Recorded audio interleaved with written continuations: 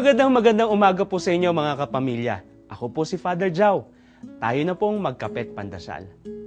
Kamakailan lamang po ay lumipat ako sa bago kong assignment bilang bagong pari. Naku, napakahirap pala talagang maglipat. Ang dami mong kailangang iimpake, mga damit, mga libro, at mga abubot.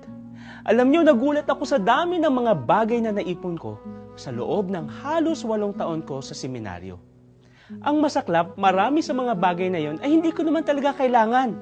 Pero kung hindi ko naman sila iiwan, mahirap at matagal akong makakalipat. Sa madaling sabi, pampabigat lamang sila. Kaya nga kahit medyo masakit at kailangan kong iwanan ang ilang bagay, kailangan. Hindi madaling gawin yun, ha? Lalo na kung meron ka ng ikangay attachment sa mga bagay na yon. Mga kapamilya, totoong-totoo po yan sa ating buhay.